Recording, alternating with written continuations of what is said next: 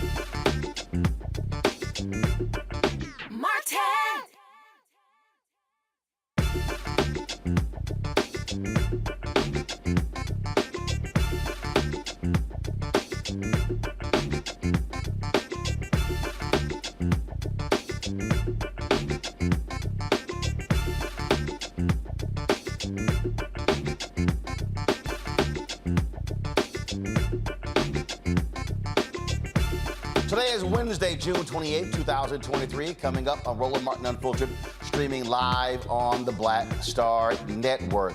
Several Mississippi Rankin County Sheriff deputies are fired for the alleged torture of two black Mississippi men. The sheriff explains why the deputies were fired. We'll break that story down. Also, Chicago mom Carlisha Hood and a 14-year-old son say they were wrongfully arrested after she was viciously attacked and beaten by a man in a hot dog restaurant. Her son, of course, shot and killed that man. Now the pair has filed a lawsuit against the city of Chicago and the arresting officers. We'll hear from the mother about the night that changed her life. California releases the 2022 hate crimes report, revealing a startling increase in hate crimes against African Americans. Folks, it is not good. The Biden administration's EPA has dropped its investigation into environmental harms against Black Louisiana residents. Tonight, we'll speak with the co-founder of the Descendants Project to discuss the impact of this decision. It is time to bring the funk on Roland Martin Unfiltered on the Black Star Network. Let's go. He's got it. Whatever the miss, he's on it. Whatever it is, he's got the scoop, the fact, the find. And when it breaks, he's right on time and it's rolling. Best believe he's knowing. Putting it down from sports to news to politics. With entertainment just for kicks, he's rolling. It's on go, y'all. It's Roland Martin, rolling with Roland now. He's funk, he's fresh, he's real, the best, you know he's Roland Martin now.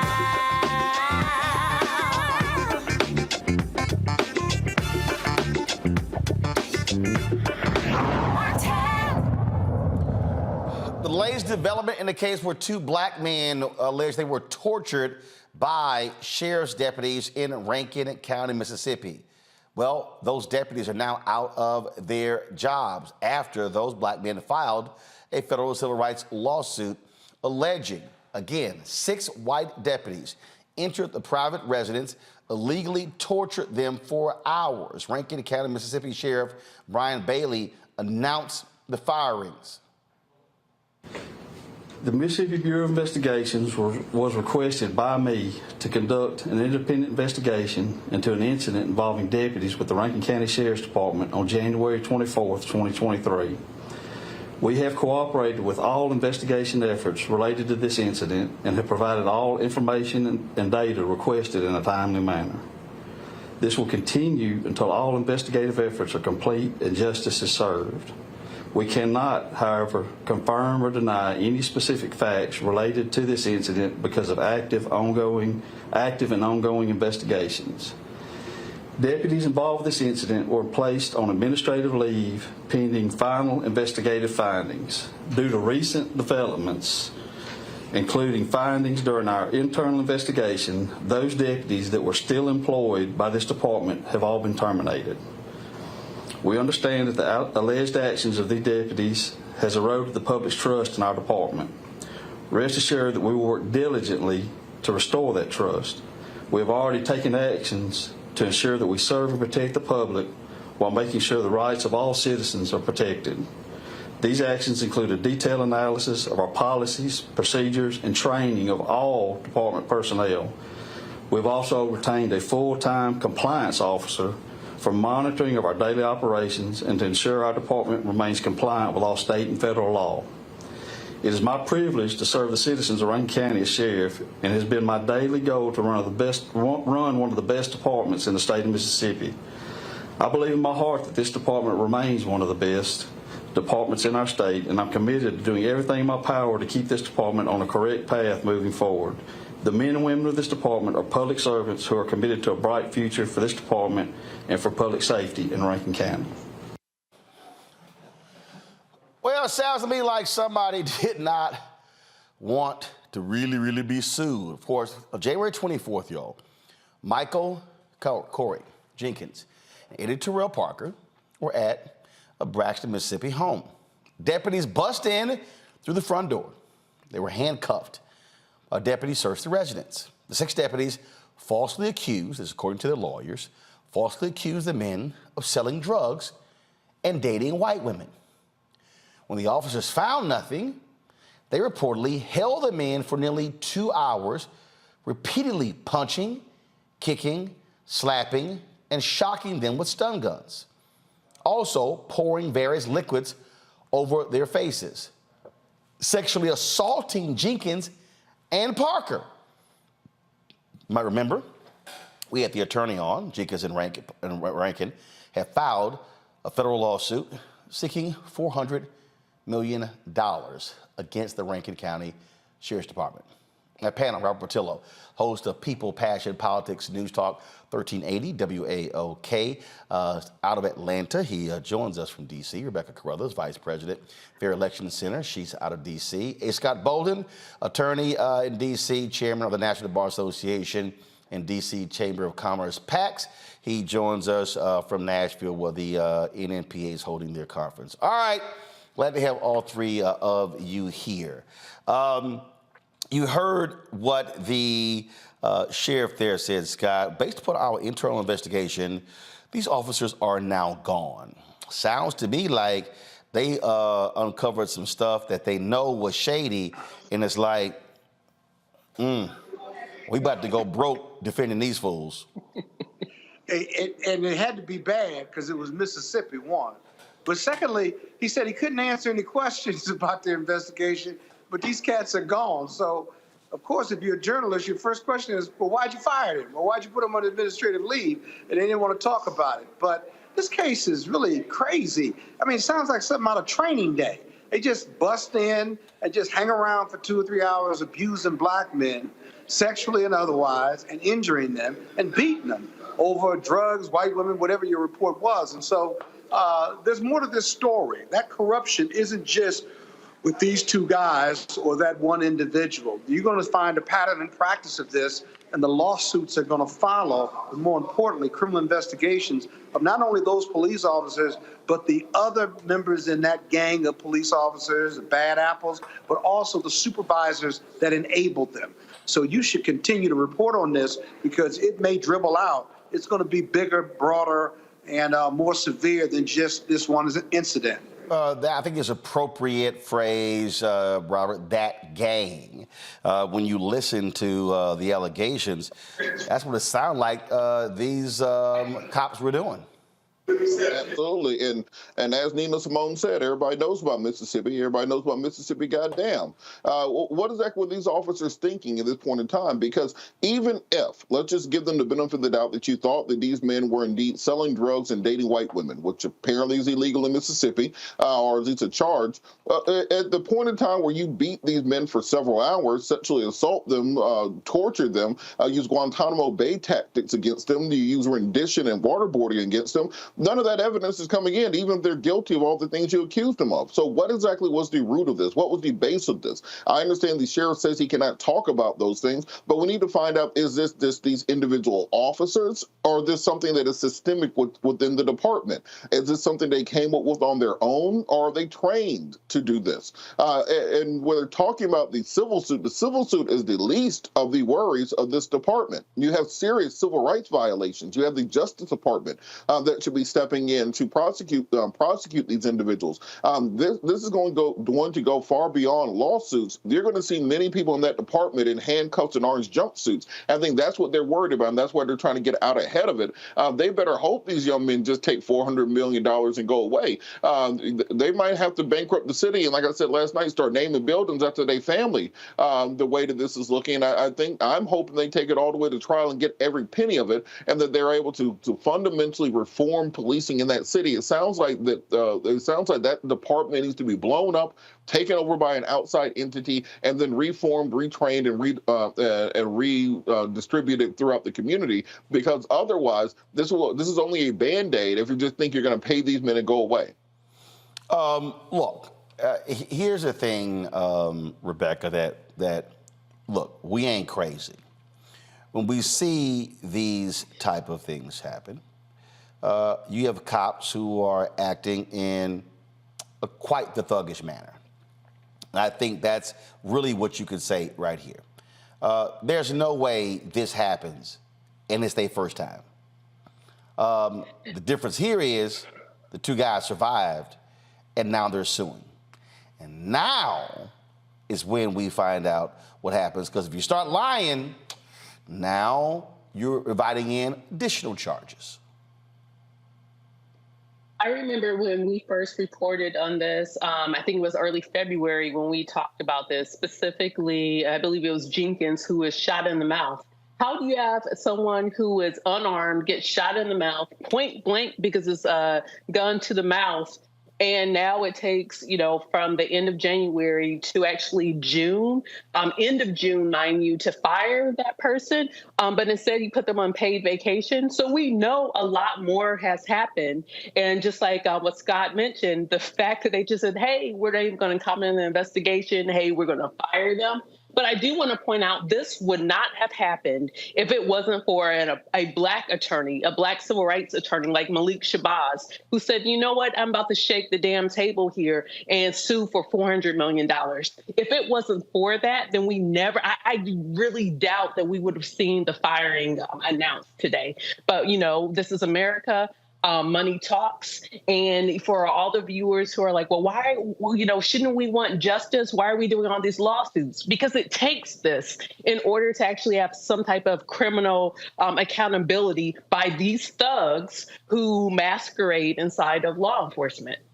I've made that point numerous times to people who don't understand. And so when I hear the people who make critical comments about Ben Crump and others, understand that, look, they're not prosecutors. This is the route that they can only take when it comes to seeking justice. All right, folks, hold tight 1 second. Gotta go to a break. We'll be back. Roland Martin Unfiltered on the Black Star Network. Don't forget, support us in what we do. Download the Black Star Network app, Apple phone, Android phone, Apple TV, Android TV, Roku, Amazon Fire TV, Xbox One, Samsung Smart TV. You can also, of course, join our Bring the Funk fan club. Your dollars make it possible for us to do what we do. So please support us by sending your check and money orders to P.O. Box 57196, Washington, D.C., 20037-0196. Cash App, $RM Unfiltered. PayPal is R Martin Unfiltered. Venmo is RM Unfiltered. Zelle, Roland at RolandSMartin.com. Roland at RolandMartinUnfiltered.com. And be sure to get a copy of my book, White Fear, How the Browning of America is Making White Folks Lose Their Minds. Available at bookstores nationwide. Buy it on Amazon, Barnes & Noble. Also download your copy on Audible. We'll be right back. Hatred on the streets, a horrific scene, a white nationalist rally that descended into deadly violence. White people are losing their damn minds. As an angry pro-Trump mob storms the U.S. Capitol, we're about to see the rise of what I call white minority resistance. We have seen white folks in this country who simply cannot tolerate black folks voting. I think what we're seeing is the inevitable result of violent denial. This is part of American history. Every time that people of color have made progress, whether real or symbolic, there has been what Carol Anderson at Emory University calls white rage as a backlash. This is the rise of the Proud Boys and the Boogaloo Boys. America, there's going to be more of this. Here's all the Proud Boys, guys. This country is getting increasingly racist in its behaviors and its attitudes because of the fear of white people. The fear that they're taking our jobs, they're taking our resources, they're taking our women. This is white fear.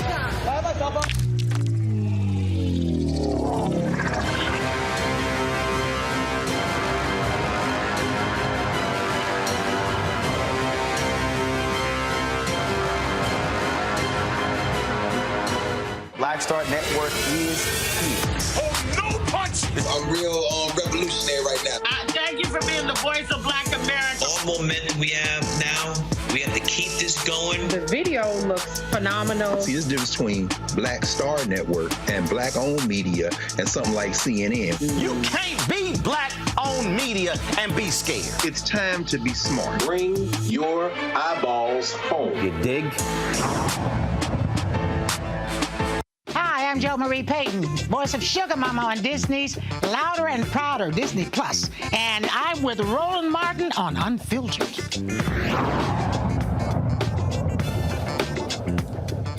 All right, folks. When we talk about stories that we often focus on, there are some really unbelievable stories that we see in here that even cause us to say, what in the hell is going on? I think it's safe to say that's the case for the story out of Chicago. It blew up on social media over the weekend, and that is, and y'all saw the video, where an Illinois mother was viciously beaten at a hot dog restaurant by a man who was there. First of all, let me do this here. So control room. I've seen that photo on social media. Do not show that photo of her son. He's 14. So remove that photo. Do not show that photo. She's beaten by this man. He literally says, if you don't shut up, and punch you in your face. And he begins to just go off on her. 14-year-old son sees this, goes to the car, gets a gun, comes back and kills the guy. The cops charge the woman and her son with murder. She's booked a $3 million bail. By Monday, Cook County State's Attorney Kim Foxx announced no charges against them. She's now suing. That's right, the city, as well as the arresting officers. Her name is Carlisha Hood. And again, this took place on June 18th. In the shooting death of Jeremy Brown. The lawsuit alleges malicious prosecution, false arrest, and intentional infliction of emotional distress. Cell phone video captured this beating that Brown administered against Carlisha at a restaurant. Now, Brown, again, told Carlisha that he would knock her out and proceeded to punch her 3 separate times. Tuesday, Carlisha spoke for the first time about what happened the night her life changed. On June 18th of this year, my life changed. My son's life changed. I've experienced pain in many ways that I would never have thought, never. What happened to me was totally unnecessary. Never in a million years would I have imagined being brutally attacked, beaten, and then arrested. I am thankful that the Cook County State's Attorney dismissed the case. I am also thankful to have my son with me and by my side, and also his charges being dismissed. I thank my family for supporting me and the people all over the world. The people did not play. And I just thank God everything was revealed. And just everybody who has been praying and rooting for us, I just thank God for them. That did not go unnoticed. You are all not forgotten. And we are praying for all the families affected by this horrible tragedy. I am now in the process of healing and putting my family's life back together.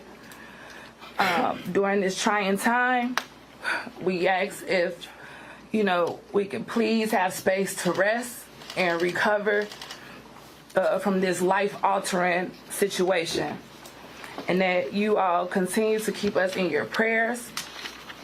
In the near future, I will be able to respond to outpouring of support. Again, I just need a little time to heal and to just get my life back with my baby. Thank you all from the bottom of my heart. Take your time, Carlisha. Take your time. Take your time, baby. That's it. All right, let's go to our panel on this. Scott, do they have a case? Obviously, when you look at what happened here, man punches them in the face, kid goes get the gun, shoots him in the back. Officers, again, arrive on the scene, have to make a determination in terms of what to do. Then, of course, she's arrested, but then charges are dropped. That's what prosecutors do. So, your thoughts here about, again, their decision to file this lawsuit against the city and the arresting officers? Yeah, actually, this is a tough case. That family's going to be in counseling for quite some time. I mean, you can just feel the pain, including the 14-year-old who observed this and then had the courage to go and get the gun out of the car and shoot the assailant. There's no doubt that that guy was going to beat her to death. I mean, I watched the video. Do they have a case against the city? I can tell you, if she were white, they would not have made that arrest. I'm sorry. They just would not have. They didn't have to make a decision that night, but they did because you had these black people on the south side of Chicago or wherever they were. Now, the judge, the police and the prosecution have a lot of discretion here. We don't know whether there was a prior relationship. We don't know what the argument was about, not that it really matters at this point. But if the police follow procedure, made the arrest, the government dismissed the cases, if they were brutalized or beaten by the police or treated physically in a wrongful manner, that lawsuit has some legs to it. If you're suing them for false arrest or bad arrest or anything along the lines of I never should have been arrested, I'm the victim here, then the prosecution and the police have the discretion to sort that out. They don't have to be perfect about their arrest. But if they handled it against policy in some way or beat or brutalized this family in some way or said things to them that were inappropriate, that part of their lawsuit, I think, has some legs under Illinois law. Rebecca, your thoughts on this? I echo what Scott said. I really feel for the 14-year-old son to still be a child, but have to take this particular action to make sure that his mom still lived, to make sure that his mom still survived.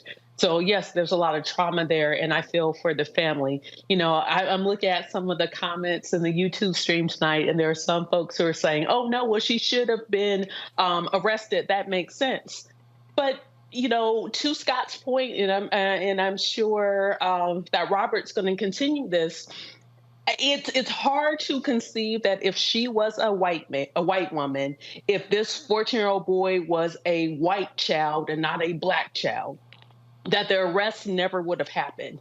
And if it isn't standard procedure to arrest someone who has been victimized, which we all know is not standard procedure to arrest someone who is the victim in a particular situation, then Chicago Police Department has a lot to answer for. And once again, I applaud Black folks for using the civil system in order to get restitution, in order to get justice in this country.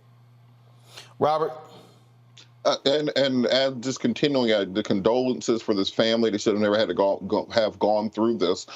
For the individual, the assailant, I think that it's going to be a difficult case against the city. I think the proper party to this case would be the assailant if you're going to file a civil suit, because they're the person who committed the tort against the mother. You would have to show that somehow the city diverged from their policy was. Now, if you're talking about the arrest in real time, think about it from the officer's perspectives. You're at the scene, you're having conflicting stories. Don't know if they saw the videos at the time. I know videos often trickle in over time. You have a dead body here. You're trying to find out exactly what happened. And it's a judgment call that has to be made in real time, whether or not you're going to allow these individuals to go home, or if you're going to take them into custody and sort things out later. They made the call to bring them in. Once they sorted things out, they dropped the charges against them in a very expedited manner, I would say. I think that the level of social media outcry and the amount of attention around this probably was part of what vitiated them dropping these charges so soon. But they're going to have to find some causal connection between some either malice on the part of the police or some divergence from policy in order to have the city as a party to the case. So I hope that they get the justice that they're needed. I also pray for the family of the young man who was deceased. Despite his actions, he was still a father, a son. He was loved by many, and I pray for their family to have peace and calm going forward. But at the same time, we have to make sure when we're looking at this from a legal perspective that we're suing the right individuals and that we're ensuring that we're not bringing cases that are difficult to find. But as Scott said, this is going to be a fact-intensive inquiry. So as more facts come out, maybe there are some of the facts that Scott mentioned about actions of the police that were outside of policy that would give this some legs. All right, folks, hold tight 1 second. We come back, we'll talk about hate crimes on the rise in California against African Americans. You're watching Roland Martin Unfiltered right here on the Black Star Network. My early days on the road, I've learned, well, first of all, as a musician, I studied not only piano, but I was also drummer and percussion. I was all city percussion as well. So I was one of the best in the city on percussion. There you go. Also studied trumpet, cello, violin, and bass. and any other instrument I could get my hand on. And with that study, I learned again what was for me. I learned what it meant to do what the instruments in the orchestra meant to each other in the relationships. Right. So that prepared me to be a leader. That prepared me to lead orchestras and to conduct orchestras. That prepared me to know, to be a leader of men, they have to respect you and know that you know the music. You have to be the teacher of the music. You have to know the music better than anybody. There you go. Right, so you can't walk in unprepared.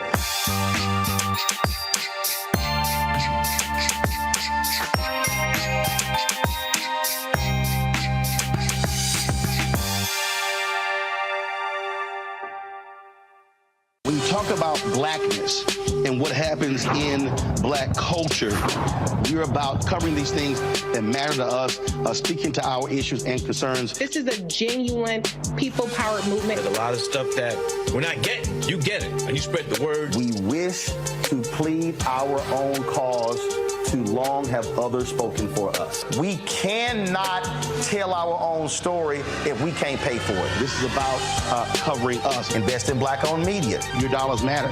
We don't have to keep asking them to cover our stuff. So please support us in what we do, folks. We want to hit 2,000 people, $50 this month, raise $100,000. We're behind 100,000, so we want to hit that. Y'all money makes this possible. Check some money orders. Go to P.O. Box 57196, Washington, D.C. 20037-0196. The Cash App is $RM Unfiltered. PayPal is R Martin Unfiltered. Venmo is RM Unfiltered. Zelle is Roland at RolandSMartin.com. Hi, my name is Freddie Ricks. I'm from Houston, Texas. My name is Sharon Williams. I'm from Dallas, Texas. Right now, I'm rolling with Roland Martin, unfiltered, uncut, unplugged, and undamn believable. You hear me?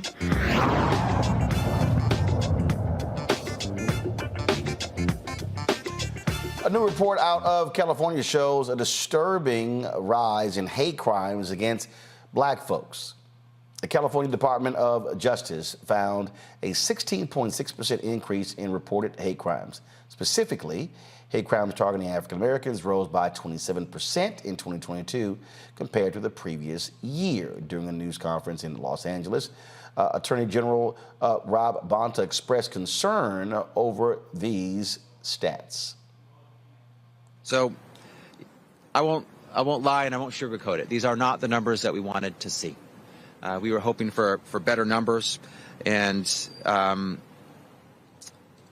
but the numbers are the numbers, and we take on the issues as we find them, and we would confront them as we must. And at DOJ, we don't shy away from the truth. We let the truth and the facts dictate where we go next. We examine the truth, we learn from it, and we use it to guide our way forward. This report affirms that we need to continue the work to take on hate crimes in California. And that's across the board, certainly at the California Department of Justice, but in our communities with our community advocates, community-based organizations leading the way.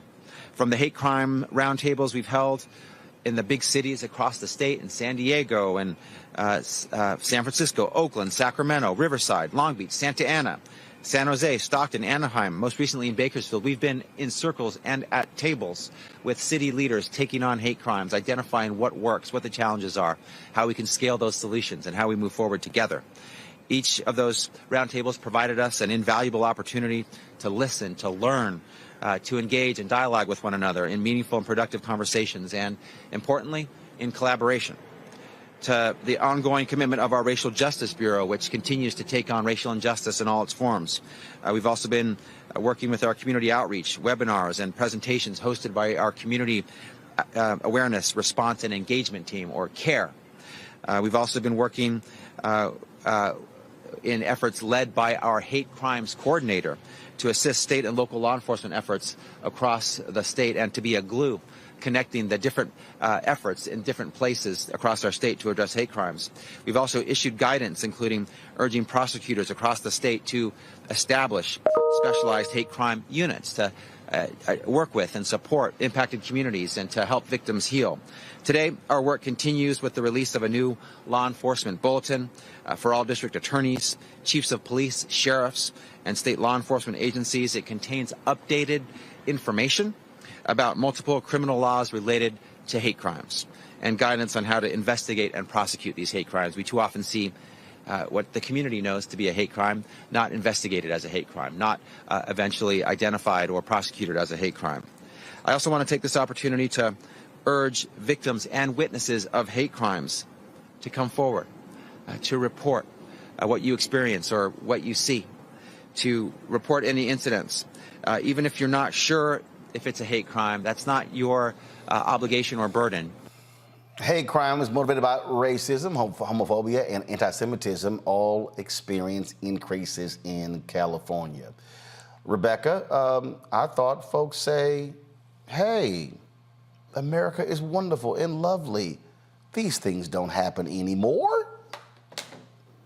Well, Nikki Haley just told us last week that she has never experienced or seen racism in this country. So I guess she needs to take a visit out to California so she could see firsthand. Because, you know, of course, racism has never happened in South Carolina. But that said, I would like to know more examples of some of the hate crimes that have been reported, especially in California, because people make the assumption that just because parts of California is quote unquote liberal or quote unquote progressive, that means racism failed to exist. But racism happens all over the place, whether it's a conservative area or it's a more progressive area. The final thing is, I would be curious of who some of the perpetrators of these hate crimes are. Is it private citizen, the private citizen? And how many of these hate crimes or activities or things have been carried out by law enforcement against different vulnerable communities? It is interesting when we begin to examine all of these different stories in this country, Robert. And when you look at the rise of Trump, when you look at literally this notion of being unhinged, saying whatever he wants, the reality is what used to be, oh my God, what are you doing? What are you saying? Oh, folks, now it's like, yo, we're good. We can say whatever the hell we want. Then you've got this fake free speech fool, Elon Musk, who now owns Twitter, who has now re-platformed racists, white supremacists, white nationalists, people, some of the most vile individuals, all under the guise of, oh no, we should allow just complete open speech and let people say whatever they want to say, and there are absolutely no conditions taken against them. This is the America we're in 2023. Did Elon let Louis Farrakhan back on Twitter yet? I haven't seen that, since he's a free speech absolutist, as they say. But Roland, Tim Scott already told us there's no such thing as racism in America. He said that he came up from the American dream and those sorts of things. You just got to pull yourself up by your own bootstraps. And part of the reason we're seeing this rise in hate crimes is that kind of rhetoric. Every time someone says that, they're giving license to white supremacists. They're giving cover to white supremacists in order to be able to do these things and say, well, look, these people are the problem. It's not us, it's them. And as long as you have an entire political ideology in this country that decides to live in this fantasy world where there's no such thing as racism, no such thing as voter suppression, no such thing as segregation, no such thing as race-based hate crimes, it's very difficult to make the progress necessary. But think about the fact that at the same time that Nikki Haley and Tim Scott are saying there's no such thing as racism in this country, you have a conservative Supreme Court that had to give black folks 2 congressional seats and then rule against North Carolina for voter suppression. So either I can believe y'all or I can believe that what the Supreme Court just had to rule on, because I can look at statistics, I can look at facts, I can look at evidence, or I can listen to some idiots who are trying to make a political point. Scott, SPLC, Southern Poverty Law Center, they track this stuff as well. And, what we saw took place in Charlottesville, look, that's not, an aberration. When you look at these militias, when you look at the recruitment of young white males through social media as well. I mean, it's the basis of my book, White Fear, how the browning of America is making white folks lose their minds. It is real. Unfortunately, you have largely white Republicans, or then you have people like Nikki Haley, who adopts their mentality, who act as if these things are no longer significant and don't exist. they're in denial. And those numbers in California, I bet if you went across the country, those numbers are going to increase and keep increasing and going to be full out by 2043, as we know that white fear, that white rage, because white conservatives and white extremists are pitting poor whites against all black people. I mean, and then the Republicans are in denial about it. Well, what the hell do they think is going on in the streets with these statistics and stuff and voter suppression? It just amazes me, but it gives them some type of solace to be in denial about it. And for Tim Scott, I pulled myself up by the bootstraps. I'm at the top of my game in big law. I've experienced racism and police brutality in my life. Race is the tie that binds me to other black people. Economics may separate me, but as long as I can't change the color of my skin when the police show up, I'm going to tell you, it's a problem for me. And then lastly, in the name of free speech, hate speech ain't never been free speech for black people and brown people. I'm going to say it again. Hate speech ain't never been free speech for black people, okay? And let me tell you, I go so far as to say, why do we let right-wing extremists, racist, neo-Nazi groups exist in this country? Under the First Amendment, why do we let black and brown gangs exist in this country who have a reputation for violence? All of them, right? Because that's not First Amendment protection. That's First Amendment protection for violence against others. I say get rid of all of them and get rid of, do a carve-out for the First Amendment, because our people, black people, brown people, people of the African diaspora are suffering from slavery forward, 400 plus years, and yet no one's protecting us. And in 2043, when we get to be the majority in this country, we're still going to be unprotected. All right, folks, hold tight 1 second. We come back.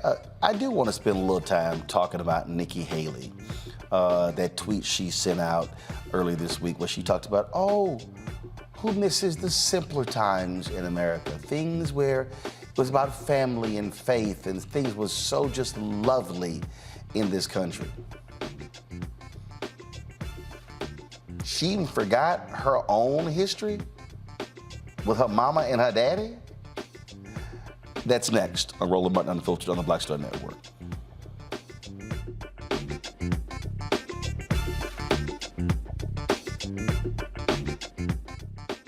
On a next, A Balanced Life with me, Dr. Jackie, a relationship that we have to have.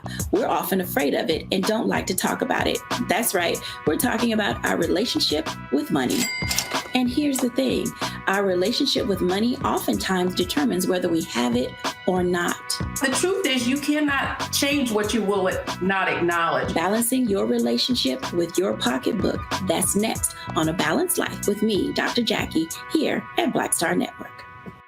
On the next Get Wealthy with me, Deborah Owens, America's Wealth Coach, I'm sure you've heard that saying that the only thing guaranteed is death and taxes. The truth is that the wealthy get wealthier by understanding tax strategy.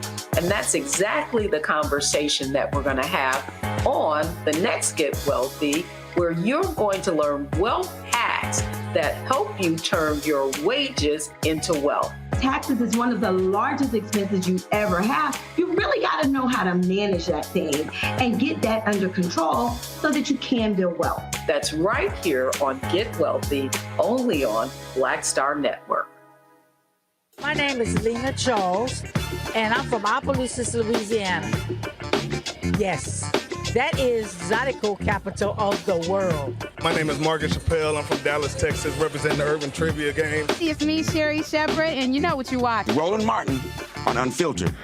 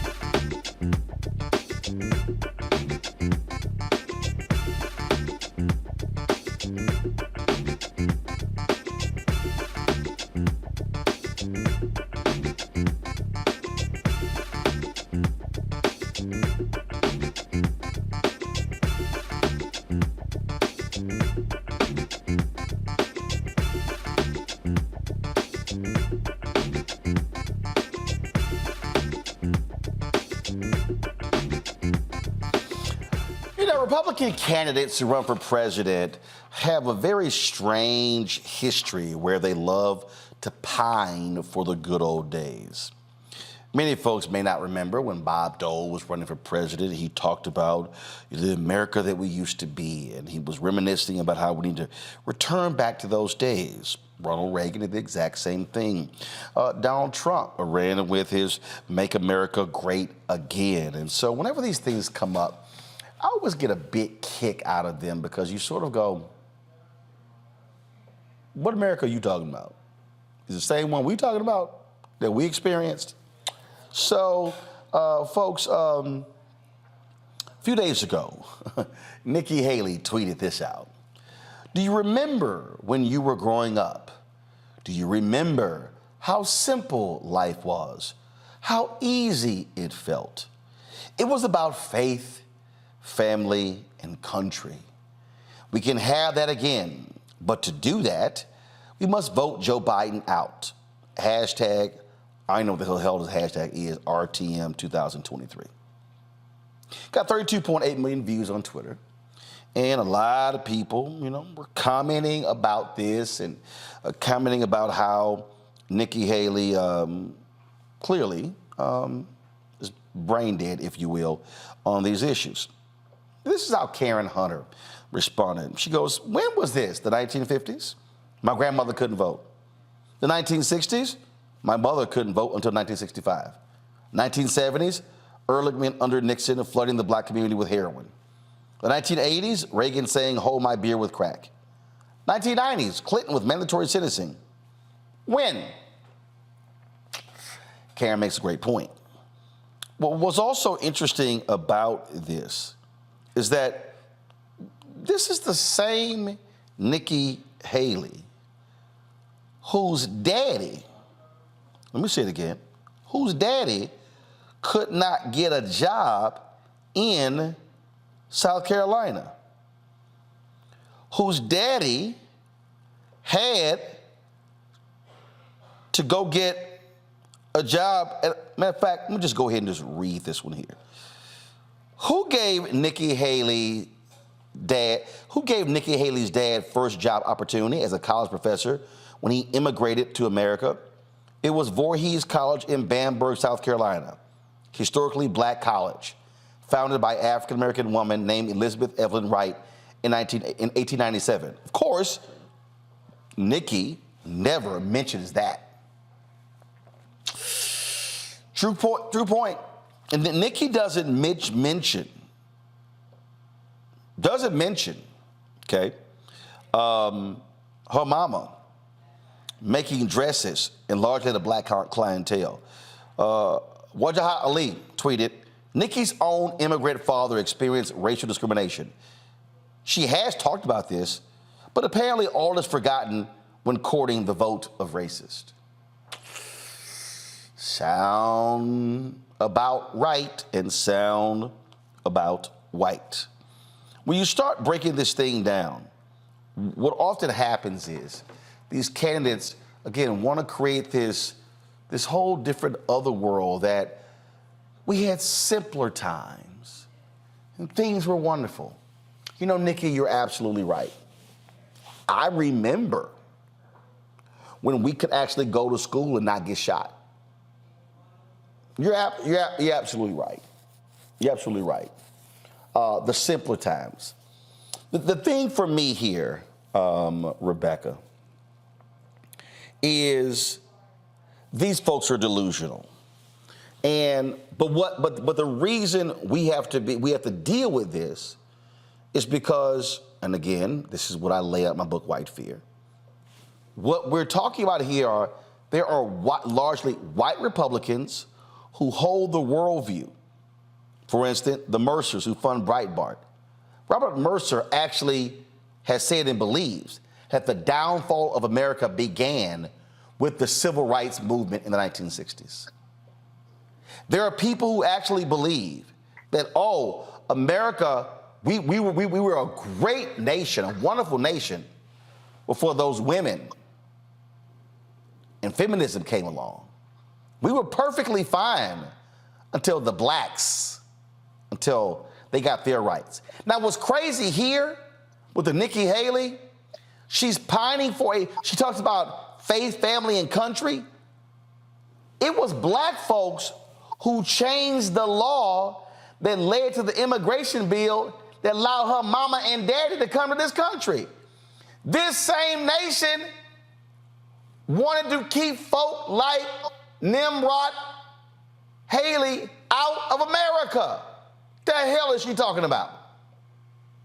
You know, Nikki Haley is just as delusional as that white Baptist Southern pastor who's going viral now because he's talking about, oh, well, slaves didn't march in the streets. Slaves didn't go to Washington, D.C. and demand their rights. That's not what the slaves did. They built a church and they worshiped God, and that got them out of slavery, right? She's just as delusional. And that's the lowest common denominator that she is actually campaigning towards. Because what Nikki doesn't want us to know is the small town in South Carolina that she was raised in was a segregated town. You had the black side, you had the white side, and was separated by railroad tracks.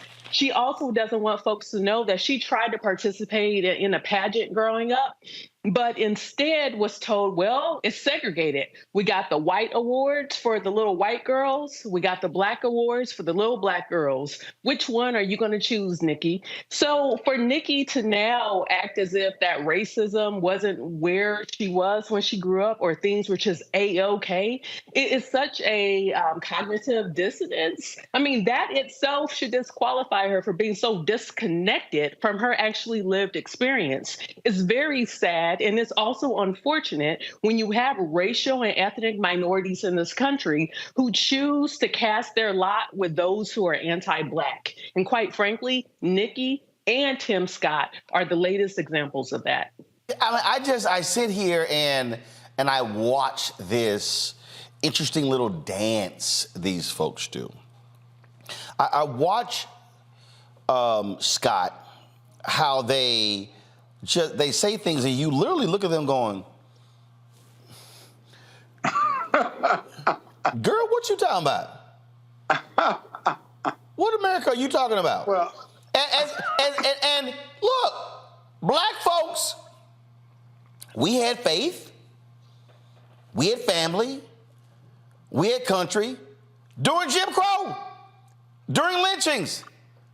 But it ain't like it was simpler times for us when we couldn't get jobs, couldn't eat, were attacked. And we got the food scraps from the master's house, though. And we wouldn't have soul food if it wasn't for that, Roland. I mean, this you got to be thankful for, right? I mean, I think Nikki Haley and Tim Scott, and even white politicians who run for office on the Republican side, I think they're not just delusional. I think the black and brown people running on the GOP side have convinced themselves that this colorblind society has accepted them because they've reached a certain level, and therefore racism and oppression and racial violence hasn't touched them, nor can it, because they are either exceptions to the rule or the rule that should be. They've convinced themselves of this, and as a result, that's the story, because that's how they get elected. And they can convince white Republicans that it's okay to be East Indian. It's okay to be black from South Carolina, because I'm just like you. I just happen to be a little darker than you. They really believe an electorate is going to vote for them because it's okay, because we can identify with one another other than on the race piece. And I'm not going to talk about racial oppression and the history of black people in this country. And as long as I don't want to talk about it, then white America doesn't want to talk about it. So then I'm an acceptable Negro or an acceptable East Indian, and I want your vote. And if I get voted in, then the GOP can say, let's celebrate diversity, because this isn't Black Lives Matter. These are people of color who have pulled themselves up by the bootstraps and made the American dream work for them, and they can make it work for us, because other than that color issue, we're the same, and our experiences have been the same, and therefore it's okay to be the acceptable Negro, to be accepted and to be integrated into white people and to get their vote and to love America for all it is, not what it promised or its broken promises, but for what it's been to white America and our efforts to be just like them. Therefore, vote for me. It's complete bullshit. You know, and here's my deal, Robert. My deal is just, look, I understand you're trying to be aspirational, things along those lines. But don't be so stupid where you act as if we did not have racial terror in America. Right. Where we literally had laws that were targeting black people on the local, state, federal level, school board. I mean, we could go on and on and on, but the simpler times. Lynching. The simpler They lynched us. Robert, the simpler times in life. Well, look, Roland, this is what I'm going to... When was life so simple for black people? Robert, go ahead. Look, Roland, I'm going to do this. I'm going to go over to India. I'm going to run for prime minister there against Modi. And I'm going to say, don't you miss the simpler times under British rule when there was a Raj that separated us, when they partitioned us between Pakistan and India and Bangladesh, when they stole all of our resources? Don't you miss the good old days of the monarchy, of the East India Trading Company, the East Netherlands Trading Company, where we had no rights and we were fighting for just simple humanity? Nobody would try this anywhere else. This is the Republicans tried to go back to this conceptualization nostalgia. Nostalgia, the Greek word, meaning longing for home. This idea that time papers over all of the rough edges, and all people will see is apple pie, baseball, picket fences, and mom calling their name to the yard. That's why they call it the grand old party. They have old ideas, and it doesn't make any sense to be conservative if you ain't got nothing to conserve. Black folks are coming from a place where we don't have things we want to conserve. We want to progress and go forward. We want to go from where we were to where we don't want to go back to where we came from. I'm not trying to go back and be Jackie Robinson again. That doesn't sound like a fun administration to me. And I think Republicans are going to need to come up with better ideas, better thoughts, better plans. Nikki Haley was the UN secretary. Why the hell isn't she running on foreign policy? Why is she doing this whole nostalgia, Betty Crocker, apple pie, baseball thing? It's not effective. It's not working. And then Tim Scott, of all people, you're running around here. Why would you debase yourself like that to be at 1% in the polls? Why would you be sauce-chewing across the stage to have 99% of Republicans saying we will not vote for you?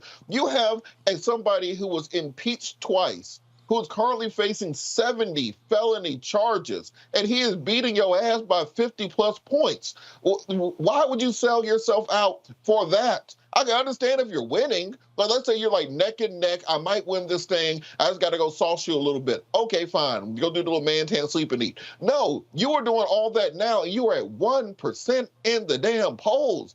Imagine you have already sold everything that you have, including your very blackness and your soul, and you get 1%, and you're still out there. It's a ridiculous idea.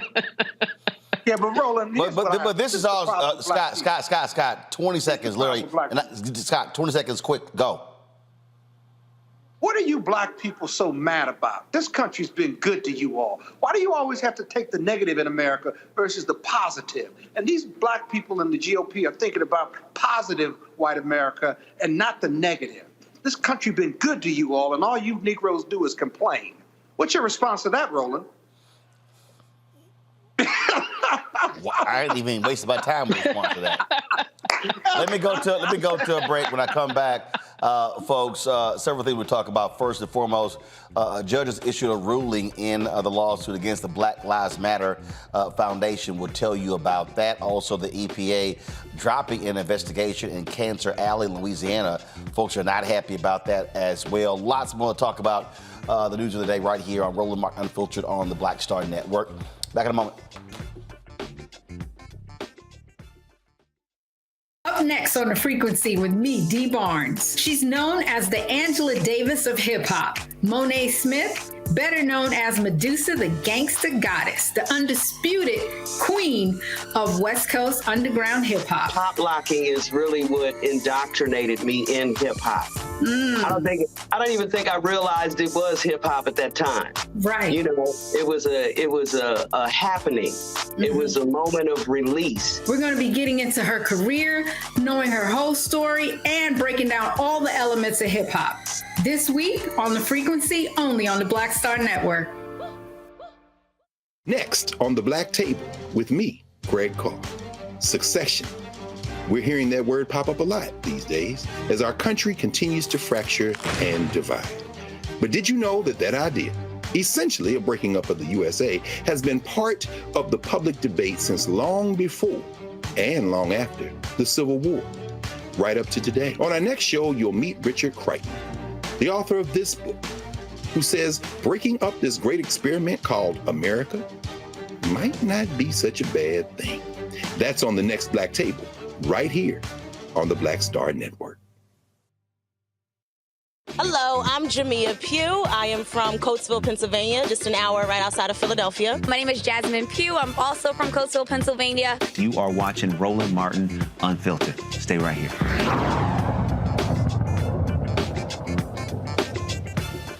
Folks, the Biden administration is dropping its investigation into Louisiana's allegations of racial discrimination and the increased cancer risk Black residents face. In a federal court filing on Tuesday, the Environmental Protection Agency says a resolution was not feasible by the July deadline, despite initial evidence of racial disparities. The investigation, initiated last year, aimed to address environmental justice concerns. The EPA took several significant actions against the polymer plant, including a lawsuit and tightened regulations. It did not, again, compel Louisiana to commit.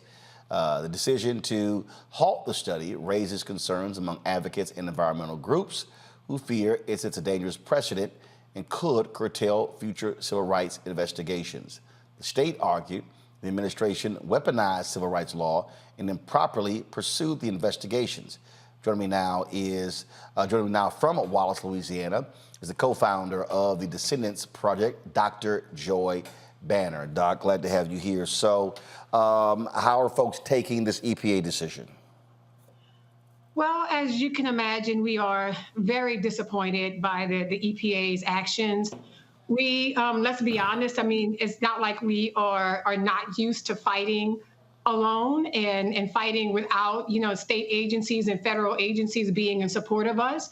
But with the presence of the EPA in our communities, the EPA has visited twice. There's been, press conferences. There, was the EPA accepting our complaint. So it really felt like, for the first time in a long time, if ever, that people really were listening and taking our concerns and the fight for us, to literally, we're fighting for our lives, we're fighting for our communities. So we really felt hopeful about it. And, we are very, very disappointed at the EPA's decision to drop this. We feel a bit left high and dry by it all. And yeah, we just, we believe that the EPA could have done so much more. We as a community, there are all of us, so many of us that are fighting, from little kids to, our seniors, our elders in our community with health issues and mobility issues. And we're out there, protesting and resisting. And we have the courage and the bravery and the creativity to stand up against Louisiana and LDEQ, and to think that EPA can't or won't do it is just is disheartening, and it's very frustrating for us. What's next? We'll certainly continue to fight. This is not the last strategy. We have other irons in the fire because, like I said, we are used to things not going our way in the short term, but we believe that we have enough attention. And that's what's good about what has happened, is that at least it brings a lot of attention to our fight. And already we're getting outreach from people who, even as bad as we say it is in Louisiana and as bad as the politics are, They still don't quite believe us. And so when things like this happen, it really opens their eyes and they realize like, wow, people in Cancer Alley, they don't have anybody fighting for them. So I will say that Michael Regan, administrator for the EPA, he's actually going to be in town for the Essence Festival.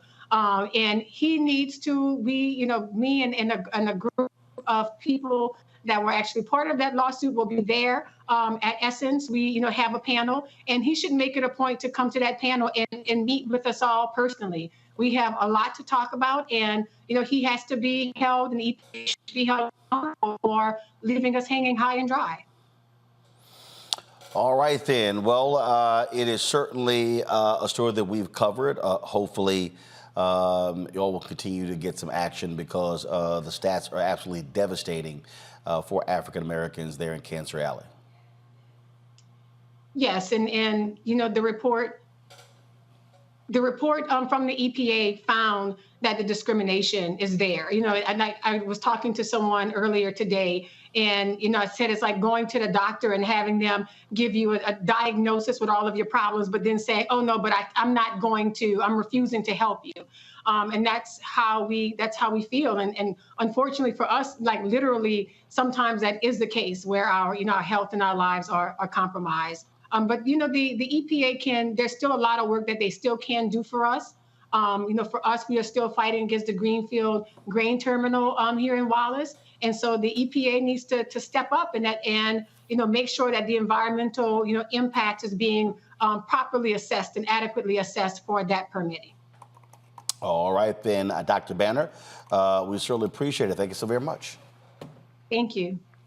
Folks, Scott is there in Nashville where the NNPA is meeting the Black Press of America for their annual conference. He's now joined by Dr. Ben Chavis, who is the CEO of NNPA. One of the things, Ben, I want to ask you is that we talk about where we are in media.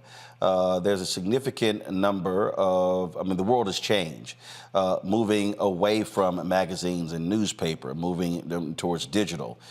It was a couple of months ago, we all in D.C., where NNPA announced an initiative that deals with world news and others. And so exactly what is happening when it comes to today's black newspapers in order to now begin to operate in this whole new world that we're living in? Thank you. That's a very good question, Roland. First of all, salute to all of what you continue to do in the digital space, in the media space. Give you a succinct answer. Our newspapers are content producers, but we're now taking that content to distribute it in different media formats, and not only in the United States, but around the world. That's why we launched the NNPA World News app, which is available. It's a free app. But actually, to tell you the truth, Roland, you come out of the black press, to go through digital transformation means that a lot of the staffs of our newspaper have to be retooled. We're hiring young people, millennials, and Generation Z. That's the focus of our convention here in Nashville. So I just wanted to come on and give you a shout out, and looking forward to not only the digital transformation of the black press, but how we all work together. Because at the end of the day, black media should be getting more advertising dollars from corporate America.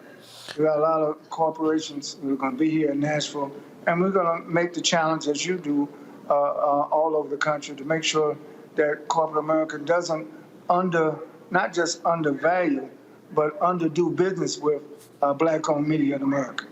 I'm going to be speaking about this a little bit later, but one of the things that I have long maintained is that there needs to be a consolidation and transformation in black-owned media. And what I mean by that is, when I was in Dallas, when I ran the Dallas Weekly, to me it was utterly illogical to have 7 and 8 black newspapers. Houston, same thing. Now, why am I saying that? I'm saying that because when I look at what's happening in mainstream, I get the importance of diversified voices. But I believe, first of all, you talk about 40 million African Americans, 13% of the population.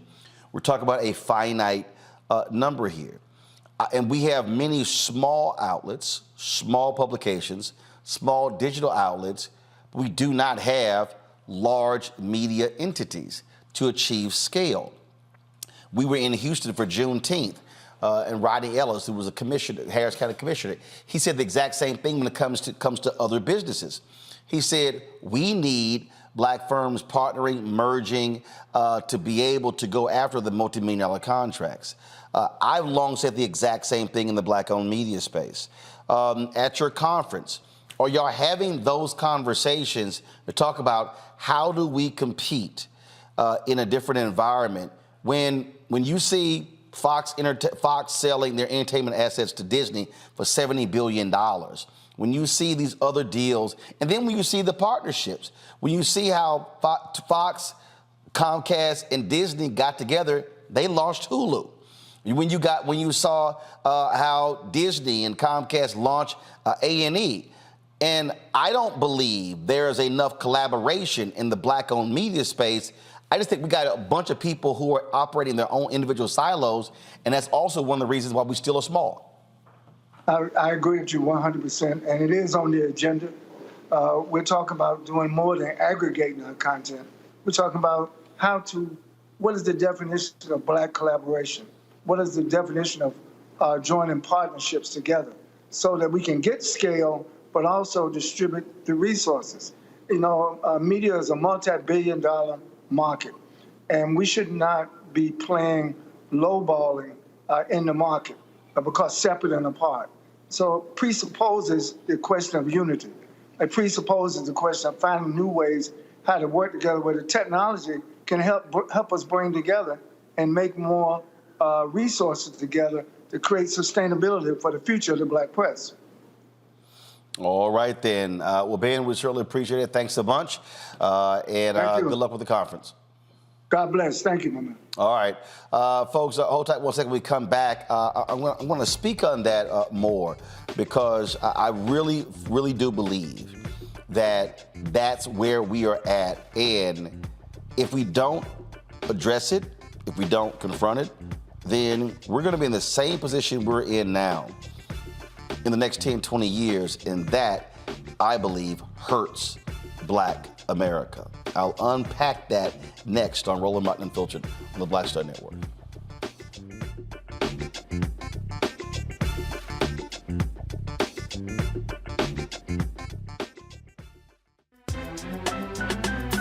I'm Faraji Muhammad, live from LA. And this is The Culture. The Culture is a two-way conversation. You and me. We talk about the stories, politics, the good, the bad, and the downright ugly. So join our community every day at 3 p.m. Eastern and let your voice be heard. Hey, we're all in this together. So let's talk about it and see what kind of trouble we can get into. It's The Culture, weekdays at 3, only on the Black Star Network. Hatred on the streets, a horrific scene, a white nationalist rally that descended into deadly violence. White people are losing their damn minds. As an angry pro-Trump mob storms the U.S. Capitol, we've seen We're about to see the rise of what I call white minority resistance. We have seen white folks in this country who simply cannot tolerate black folks voting. I think what we're seeing is the inevitable result of violent denial. This is part of American history. Every time that people of color have made progress, whether real or symbolic, there has been what Carol Anderson at Emory University calls white rage as a backlash. This is the rise of the Proud Boys and the Boogaloo Boys. America, there's going to be more of this. Here's all the Proud Boys, guys. This country is getting increasingly racist in its behaviors and its attitudes because of the fear of white people. The fear that they're taking our jobs, they're taking our resources, they're taking our women. This is white fear.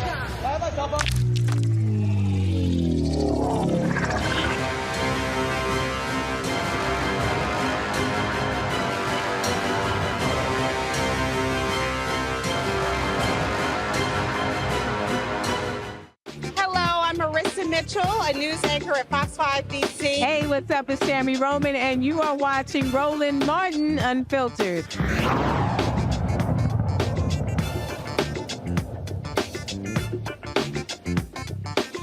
All right, folks, welcome back to Roland Martin Unfiltered. Many of you know my history in the black-owned media space. First interned and worked at the Houston Defender in 1990. Later, of course, became managing editor. First of all, wrote for the Dallas Examiner, became managing editor of the Dallas Weekly, Houston Defender. Later, managing editor, general manager of the Chicago Defender, news editor of Savoy Magazine, of course, founding editor of Tom Jones' BlackAmericaWeb.com, producer special for major broadcasting cable network, played a huge role in the building of TV One over a period of 13 years, also 11 years with the Tom Joyner Morning Show. So you name it. I created the first Black news source audio podcast and video podcast at the Chicago Defender. Have worked on numerous, again, in every facet of Black-owned media, television, newspaper, magazine. Look, I've worked for Essence Magazine, wrote for Ebony Magazine, and so we could go on and on and on. And so I understand this space intimately because I've been in it. And I'm going to say something right now that a lot of people are going to sit here and tell me, oh my goodness, you must be out of your mind. Right now, there are too many Black-owned media outlets. I want to let that sit in. Right now, there are too many Black-owned media outlets. Right now. Now, you might be asking, man, what are you doing? Why are you saying that? I'm saying that because you literally have a significant number of outlets who are fighting for crumbs. And so when you're approaching this thing from a very small standpoint, meaning these small outlets, then you're not able to lock up to do major deals. Now, why am I saying that? This year, anywhere from $322 to $400 billion is going to be spent on advertising in this business. Black-owned media gets anywhere from 0.5 to 1%. Those of us in the Black-owned media collective have been putting pressure on a number of other companies when it came to forcing them to raise their numbers. We did this, General Motors, McDonald's, Target, and others. Some volunteered. They were going to increase their numbers. What we discovered is that many of them weren't even spending 1% on Black people. Now, Black people were spending a hell of a lot of money on various products. We spend a lot of money with Procter & Gamble, a lot of money with Clorox, a lot of money with Coca-Cola and Pepsi and General Motors and Ford and Toyota and Walmart and Target and Burger King and Popeyes, Taco Bell. You name it. We could go on. We could just start Apple. We could go on and on and on. But then when you start unpacking, well, what is happening in return? So one of the things that they often talk about is, well, how do you deal with scale? Because the reality is you got to reach a significant number of people. And what my experience has always been is that we have a lot of small outlets. When you talk about major Black-owned media that targets African Americans, allow me to unpack that. You can be Black-owned, but not target Black people, meaning you can have mainstream assets. Okay? That's pretty much what Byron Allen has. Byron owns the Griot. He bought HBCU Go. But if you look at his company, he ain't targeting African Americans, targeting a mainstream audience. He's Black, so therefore his company is Black-owned. But typically when we say Black-owned media, we're talking about Black-owned media that's specifically targeting African Americans. And so then you have Urban One. It used to be Radio One. So they own the Radio One stations, they own TV One, then they have Interactive One, the digital assets. And then we start talking about legacy Black media, which, first of all, I hate that phrase, but fine, whatever. So we say legacy Black media, we're talking about Black Enterprise, Essence, Ebony, NNPA newspapers, that's legacy Black legacy black media. So then you start now looking at different digital companies that have launched. I mean, so we could go on and on and on. But the reality is we're talking about, do you have scale? What assets do you have? Now, you look at Shade Room, black owned. You look at Baller Alert. When you look at Hollywood Unlocked, Hip Hollywood. But when you start looking at, well, what are you actually owning? Well, in many ways, they have significant social media following, but not necessarily owning media assets. So people are getting information from Instagram, from Twitter, from Facebook, but not necessarily from your products. And so those companies are growing whatever. But again, we talk about it's still scale. And so what's happening, and again, in that group, Jasmine Brand's in that group as well. So what I have long advocated, let me know when y'all found the Rodney Ellis clip so I can play it. What I've long said in this space is that we, and not just media, even with other black companies, we've got to be having what we call M&A conversations, mergers and acquisitions.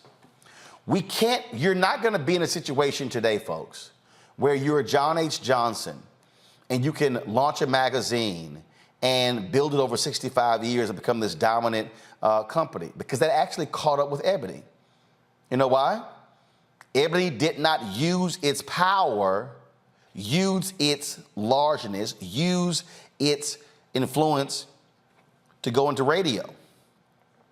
Ebony didn't launch a television network. Now, Ebony used to have syndicated shows. It used to be Ebony Award shows. They had the Ebony Jet Showcase. But the reality is they didn't go there. So what ended up happening? As the internet came along, the internet supplanted Ebony and Jet. Used to be a time when, oh my God, you waited for Jet magazine every single week. A lot of guys waited for the Ebony Jet Beauty of the Week. Today, you're gonna get a black beauty on Instagram every 5 seconds. Doesn't matter. Internet has changed the game. And in many ways, black-owned media, even in 2023, is still operating as if this is 1970. And so, what I have long said, we talk about black-owned businesses. We are small, pre-COVID. I'm using pre-COVID numbers. There were 2.6 million black-owned businesses in America. We lost 41% of black-owned businesses during COVID. We didn't actually lose black-owned businesses. Those were sole proprietors who went out of business. Those were individuals. Those were not businesses where you had actual, again, the number of people. And if we're talking about how do we compete, it has to be scale. Which means that we have to confront some hard truths, and that is, in a lot of our cases, we're dealing with ego. We're dealing with folk who want to be the one in charge, who want to own everything. What's interesting is that you see mainstream companies, they ain't got a problem merging, acquiring, buying, building, growing scale. That is a problem for us. I've said this, and I have no problem repeating it. In 2017, December 2017, when TV One canceled News One Now, I began to meet with nearly every major black-owned media company, talking about what I'm doing right now, what I was launching, and what I was launching, Roland Martin Unfiltered, my vision, Black Star Network, none of the other folks were doing. Literally. None of them. I gave a proposal to Urban One. Not interested, no response. I sat down with Rich Dennis at Essence several times. Nothing transpired. Met with Black Enterprise. Nothing. Talked to Blavity. Nothing. Met with others. Nothing happened. Now ask yourself, just ask yourself, from a business standpoint, someone like me with my pedigree, my background, my relationships, create something that you don't have. Why not say, how can we partner to now be bigger and take down more and be able to grow and scale? When I look at this landscape out here, folks, we see this all over the place. We literally see in every area, legal, accounting, engineering, banking, architecture, the exact same thing. Why is it that we as African Americans don't practice working and partnering together? Why do we only focus on staying small because we want to own it? Let me tell y'all something. Jeff Bezos is the richest person in the world, him and Elon Musk, whatever. Bezos don't own 51% of Amazon, but they have scale. You can't be enamored with saying, my business card says CEO. Let me tell y'all something. I would not want a business where where my total revenue for the year is $54,000. If you said I could have a business doing an average revenue of $54,000, or I could partner with somebody and we're doing $500,000 or $5 million, which one do you think I'm gonna do? So you gotta remove ego from this. I gave a keynote speech in Houston, and it was at a Black Chamber of Commerce event. And so before I spoke, they gave some awards out. And they gave some awards out to 3 different Black PR companies. All of them were run by Black women. Now, I want y'all to understand something. I'm sitting here and I'm going, I can guarantee you that combined, those 3 PR companies ain't doing combined $500,000 in revenue. They probably are sole proprietors taking on small clients. So I'm sitting there at the table going, why don't the 3 of them meet and merge to create one mega PR firm to then go after more clients? Oh my God, that's a brilliant idea. We see this all the time. And so if we're going to change the economics of our community, it is going to require us to think so much larger and bigger than ourselves, to put our egos aside, to learn how to work with others as partners to build something major. Otherwise, y'all, we gonna stay small. We gonna stay small. We're gonna sit here and not be able to take down more revenue. And let me explain something, what happens when you get more revenue. You can hire more people. You got more assets. In the news business, you can now cover more things. You can be far more expansive. I don't want us to simply have a control room that's operational during my show. I want that control room to be buzzing 24 hours a day, which means multiple directors, multiple audio folks, multiple graphic designers, multiple video playback, multiple producers. Folks, that's where we should be. But if we as African Americans never sit down and actually say, how do we change the game, we're gonna be small and ineffective. What I'm speaking about is literally in every single area of our community. When we had our Juneteenth Economic Forum in Houston, Harris County Commissioner Rodney Ellis literally talked about it, and he told the story when they even started their firm, they had an argument on what to name the company. Whose name was going to be first?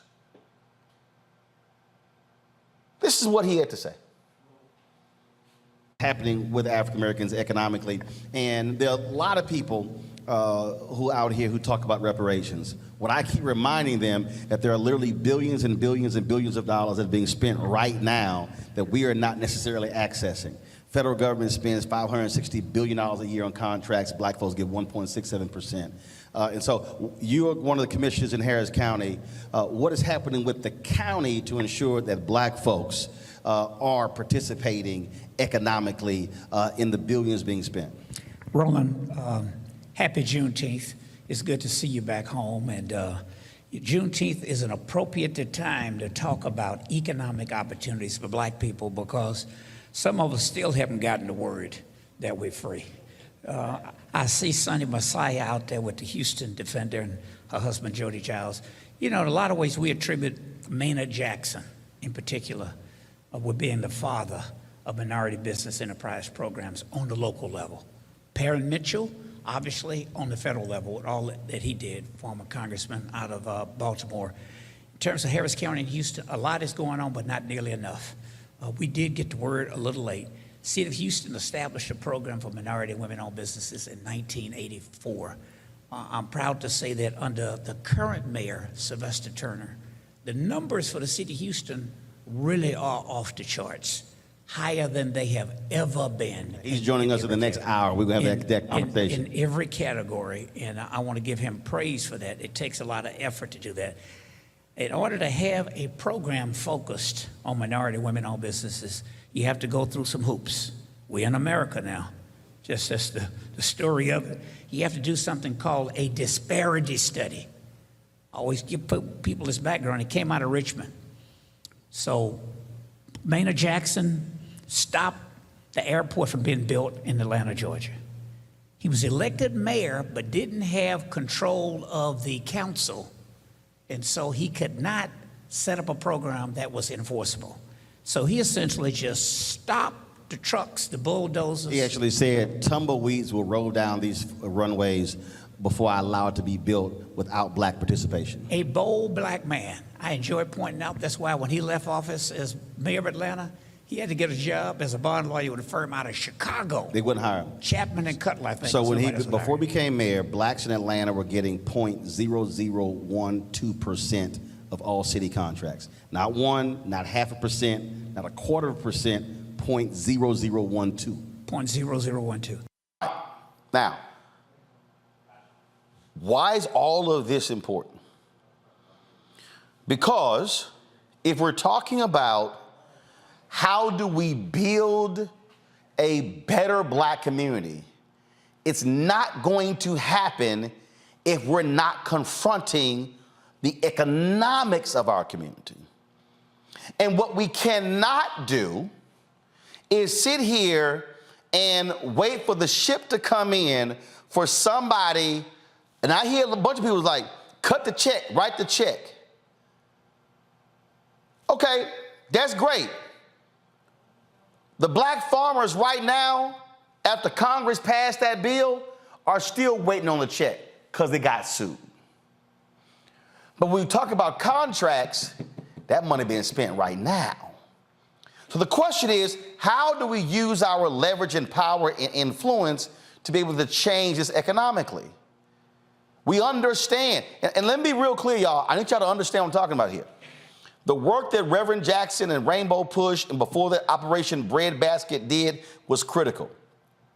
The work continues right now. Reverend Sharpton, he's meeting with different companies as well when it comes to contracts for African Americans. But what we are talking about, folks, is externally, yes, putting pressure on companies to be able to provide contracts. But if we are not of scale to then do that, cannot take advantage of it. And so, although I am specifically talking about black-owned media, the same conversation must be had everywhere else. I've spoken at numerous Black Chambers of Commerce events, and folks, do you know what's never on the agenda? Mergers and acquisitions. Because unfortunately, we only actually think about selling, not acquiring. A few years ago, Obama was president, and I spoke to the Department of Transportation. And I was talking about this very issue. And when I got done, a black woman came up to me and she said, Roland, for the last 2 to 3 years, my business partner and I have been preparing our company to be purchased. She said it never dawned on us that we could go buy somebody else. We could go merge with somebody else. She said, after your speech, I immediately called my business partner and said, stop what we're doing. Let's now go acquire. We're not gonna be able to build unless we do that. I'm gonna go to a break. I'm gonna come back. I wanna play what Rodney Ellis has to say. I'm gonna go to my panel and talk about this here because what I'm talking about here, y'all, is the future of our community.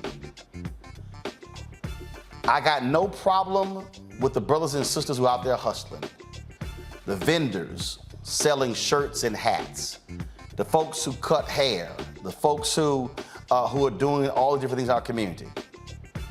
But we, as a Black community, are never going to be the force that we need to be as long as we remain small, business-wise, which means that we gotta stop thinking small, we gotta stop acting small, and we've got to learn to begin to trust one another.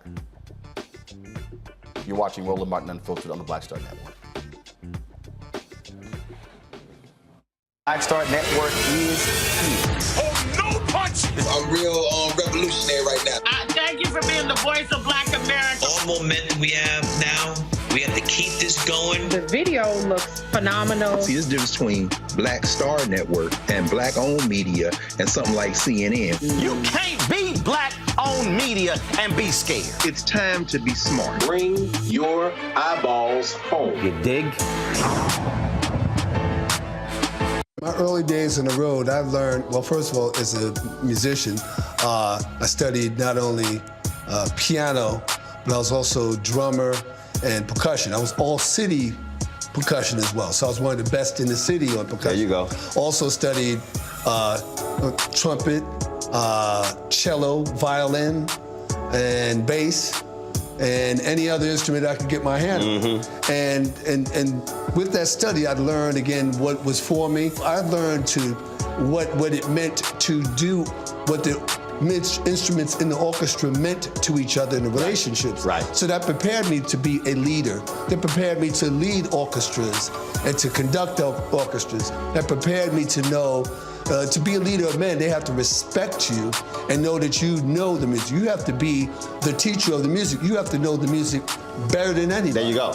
Right, so you can't walk in unprepared.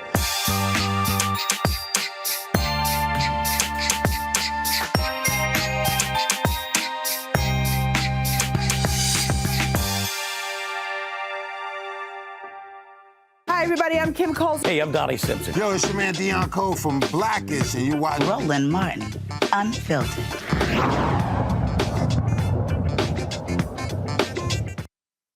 As an audience. Jody and I were in business together. Remember, I used to have a little investment banking firm. Here's what a lot of us, little, but go ahead. Here's what a lot of the firms in here do. Everybody wants to be the chairwoman, Mr. President, the CEO. You know, we got to argue about the name. When Jody and Richard Ramirez and I, we arguing, well, what are we going to name the firm? Well, it's real simple. It ought to be RJR Securities, Rodney, Jody, and Richard. Then Jody gonna go tell son, no. This needs to be Jody, Rodney, and Richard Ramirez. Then Richard Ramirez gonna argue, tell this, well, no, this is gonna be Richard, Jody, and Rodney. So I said, no, here's what we're gonna do. RJR works. I'm gonna go tell my spouse it's Rodney, Jody, and Richard. Richard, you go tell your spouse is Richard Jody Rodney. Jody, you go tell Sonny, your wife, is Run Jody Run. You know, I was thinking about Jesse and they both Run Jody Run. But here's the point. We spent all that time arguing about the name. Who get the credit before we get the money? Then R.J. Nabisco blocked us. All that arguing, and nobody thought. R.J. Nabisco said, no, you can't do that. This is when you had to go to the Yellow Pages to get a name. They didn't have internet. Jody was at 1985, 86, whenever we started. I'm in Atlanta, and I saw that Apex Museum. You know, you go through the Yellow Pages. That's why so many firms, AAA, 4A, 2A, AB this, you know, trucking company, Apex Securities. And it was clear we did it. Jody left to get a good job at First Boston. Had it not been for that black and brown owned firm, he wouldn't have gotten that job at First Boston. Richard eventually left and ended up at Goldman Sachs. If it hadn't been for that little black and brown firm, he couldn't. I had to stay because I was in politics. Then I sold it eventually. But look, some of these folks got to merge. We were hustling a deal once, Jody, in Jacksonville, Florida, Jackalack, trying to do a bond deal. And we knew our competitors had more people for the presentation. I see one of them said he had about 5 people. We had done a listening to people's conversation. So I said, how are we going to walk in here in this Richard, Jody, and Rodney? And other folks have 5 people. I go buy some suits, get some students at Florida A&M, dress them up. You know, back then, you could say your business is scalable. Now with the internet, you can't do that. Here's the point. Some of these black law firms, you need to merge. Some of these the reason the biggest black construction firm used to be Thacker out of Atlanta. Thacker Construction from Maynard Jackson era at the airport. Merge these firms. Yes. You got to figure out how you put all of them. Most people who make money, you know what they do with it, Roland? Spend it. Yep. Folks, I want to bring my panel in here. And this is the people just don't, and Scott, I want to start with you. I mean, look, you're in law. Law firms do this all the time. White law firms merge, they acquire, they build, they grow. And the reality is, when you think about Aiken, Gump, when you think about these big names we always hear, these national law firms, look what Johnny Cochran did. When Johnny Cochran was an LA-based attorney. When he decided to make the Cochran firm a national firm, that's literally what they did. And so, and so they achieved that level of scale, leveraged his name, and even though he's now gone, it's still the Cochran firm because the power of that name. And it just drives me crazy, Scott, as so many of our black businesses and our CEOs, many of us, and I can say this because I've had the conversations, are caught up in some ego BS. And as Rodney just said there, who's going to be the lead, who's getting all the credit? No. How can we take down all the money? Right.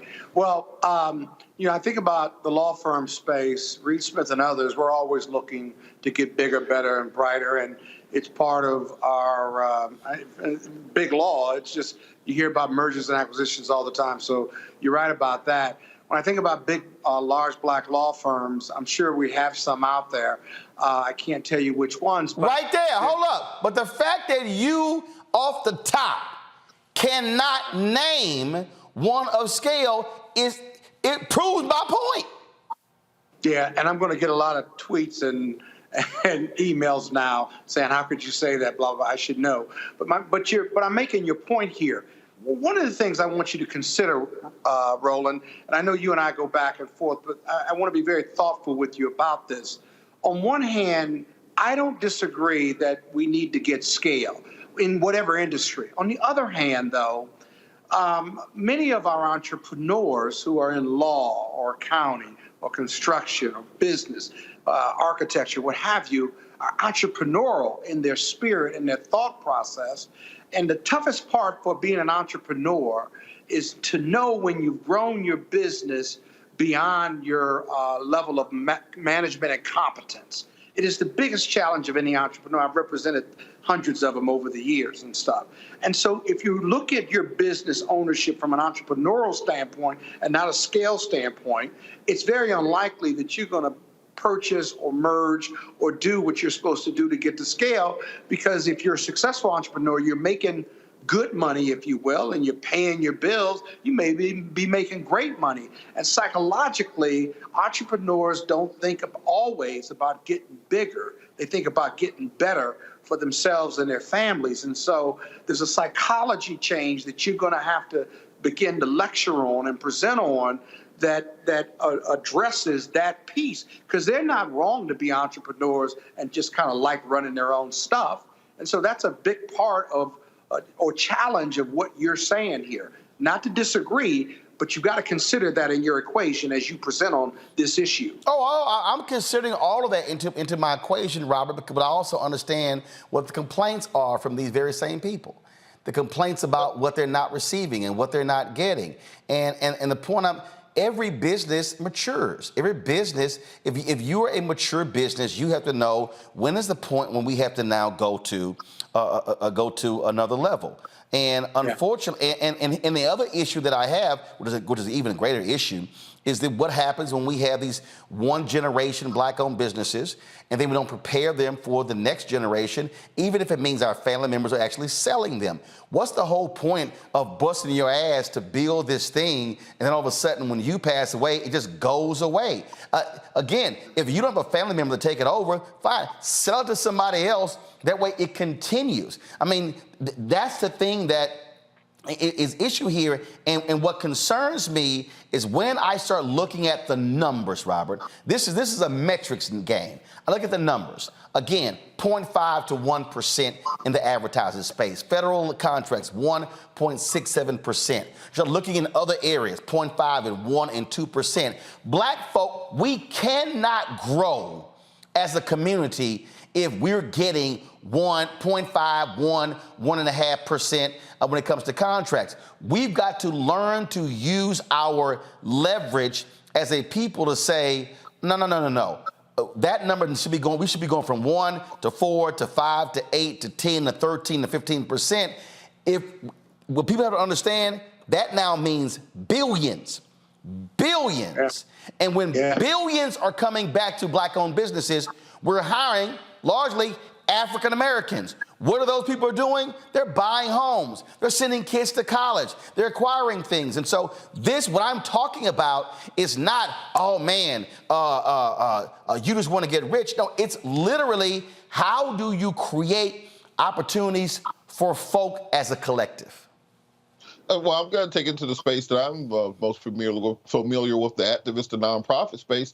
Think about the number of civil rights and voting rights organizations that we have. It seems like if you go to a meeting and you feel like, well, I didn't get to be in the front of the march, or I didn't get to speak at the press conference, I didn't get to be on camera, somebody runs off and starts a brand new organization. And it's organization after organization after organization, each becoming even a smaller and finer niche organization. And because of that, it becomes very difficult to have collective action. That's why whenever we have these marches and protests and rallies, you got to have a dang 20-foot long banner to get all the logos on, because that's how many organizations you have to bring together to get enough people to actually make some noise versus being under one umbrella, under one roof, going in one direction. When you think about the Jewish community, you think directly about the Anti-Defamation League. You don't have to worry about this alphabet soup of organizations that are going to be representing their rights. So you know when the Anti-Defamation League says something, that is the voice of the Jewish community. When you're talking about the gay community, you're looking at the Human Rights Campaign. Or if you're talking about gay marriage as an issue, Human Rights Campaign says it, then I know that that's the official word from that community. In our community, everybody who starts wearing a dashiki and going to some burning incense that calls themselves an activist, now they're starting a new organization. So you got 5 people, you got 5 people, someone else got 15 people. So instead of having one unified fist that's closed that can actually punch at power, we just got all these disparate fingers kind of waving in the wind. And that's why it becomes very difficult to get the collective action necessary to really move policy forward. And the thing here, Rebecca, you're in the political area. Here's the reality. When we are able to have larger businesses, we now can fund our own candidates, fund our own campaigns, fund our own initiatives, and not have to rely on others, because those who control the pocketbook to candidates control the politics of our community? Roland, in addition to my day job, I own a business, and I've owned a business for years. And it wasn't until I hired a business coach where I was really able to figure out, okay, how do I actually create a plan to actually scale up? How do I make sure that it doesn't require my blood, sweat, and tears, but my business can still make money, even if I'm not active in that business? And so it took me blood, sweat, and tears to even get to that point to realize that was an aha moment. That's something that I needed to think about, because where I grew up in Omaha, the majority of Black businesses I saw were nonprofits, were C3s. C3s aren't real businesses. You can't sell it. You can't spin it off. You can't put it in your will or in a trust and bequeath it to your kids or to other people in your family. And so what's unfortunate, a lot of quote unquote businesses that within the Black community that we've seen haven't actually been the type of corporations that you can actually scale up and do something with. So one of my clients that I've had in the past, one of the things that they focus on is how do we take a business that might be making $2,000 a month because they're doing food plates on Instagram? How do you actually get them to the next level where they're now in a ghost kitchen, where they're able to actually get bonded, get insured, to be able to get on platforms like Uber or DoorDash? And beyond just like Instagram plates? And how does it now generate $10,000 a month? How does it generate $15,000 a month? So I hear what you're saying and your frustrations, Roland. I do want to say not all businesses are going to scale up and be $1 million businesses, and that's okay. But all businesses can scale up and can go to the next level. But specifically talking about Black media, one thing that I would say, once again, my hometown newspaper, I had to find it, the Omaha Star. It was founded 85 years ago by Mildred Brown, who I think you know. It's now owned by Terry Sanders.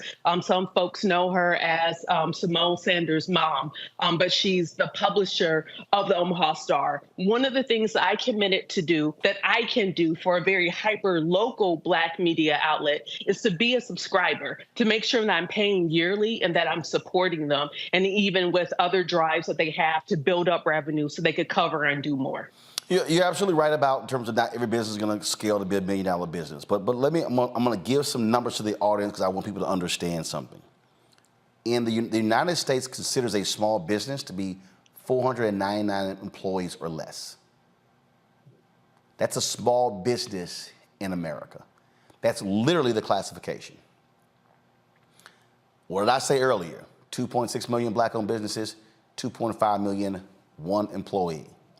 The day we launched Roland Martin Unfiltered, September 4th, 2018, we literally were in the top percentile of Black-owned businesses in the country because we had 7 people. Right now, we got 15. Here's the other number that people need to understand.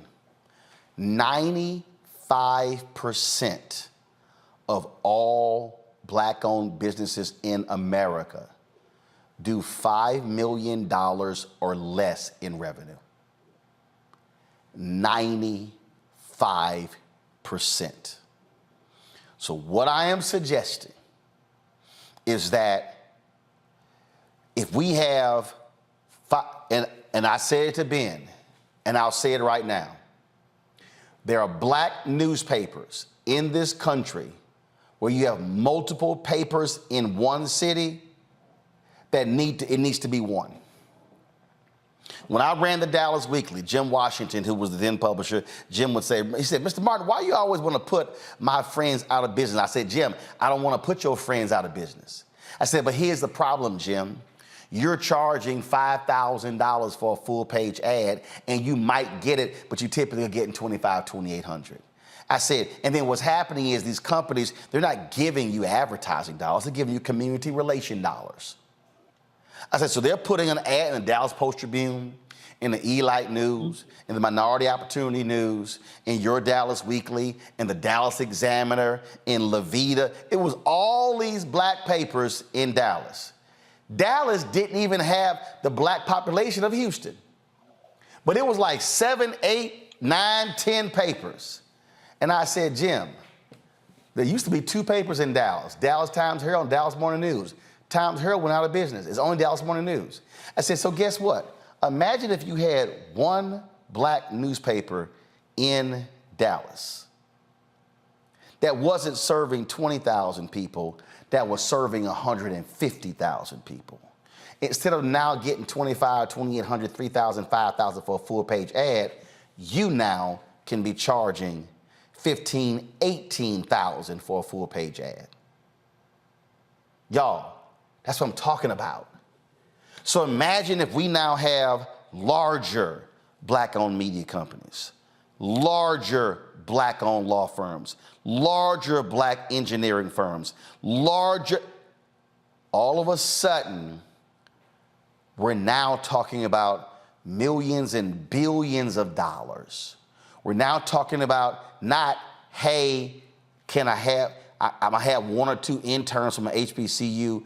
Now I can have an internship program and I'm bringing 25 and 30 in. Now versus, hey, I can offer a job to one person, then oh, you know what? I've got 20 job openings. That's what I'm talking about. And so I would hope Black folks in the Black-owned media space will listen to what I'm saying, and let's put egos aside.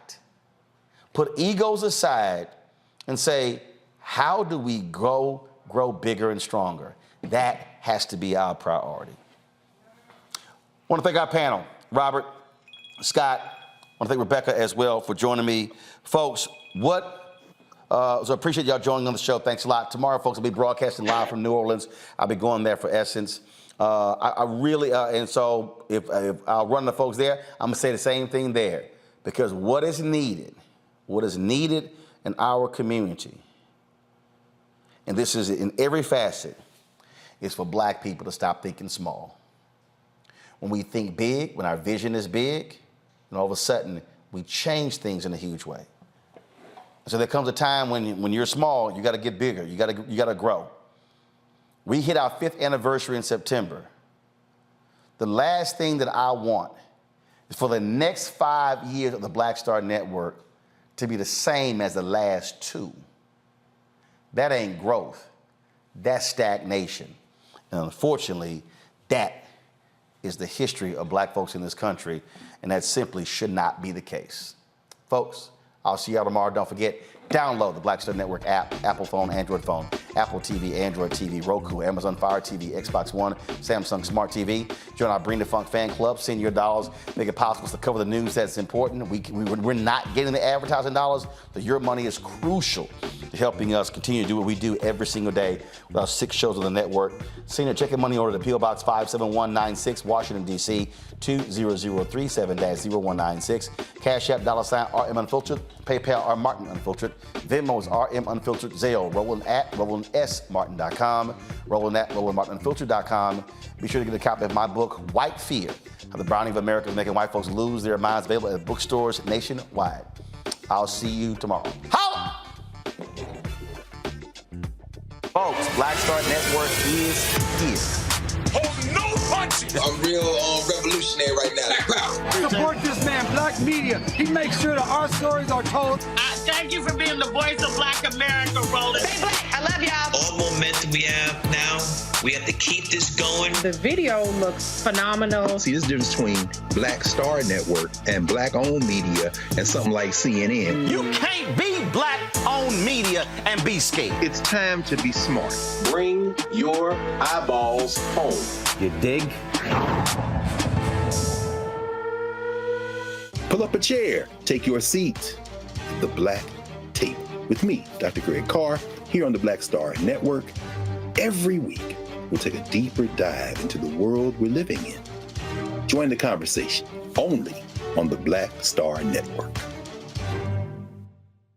Hi, I'm Dr. Jackie Hood Martin, and I have a question for you. Ever feel as if your life is teetering and the weight and pressure of the world is consistently on your shoulders? Well, let me tell you, living a balanced life isn't easy. Join me each Tuesday on Black Star Network for A Balanced Life with Dr. Jackie. We're all impacted by the culture, whether we know it or not. From politics to music and entertainment, it's a huge part of our lives, and we're going to talk about it every day right here on The Culture with me, Faraji Muhammad, only on the Black Star Network. I'm Deborah Owens, America's Wealth Coach, and my new show, Get Wealthy, focuses on the things that your financial advisor and bank isn't telling you, but you absolutely need to know. So watch Get Wealthy on the Black Star Network.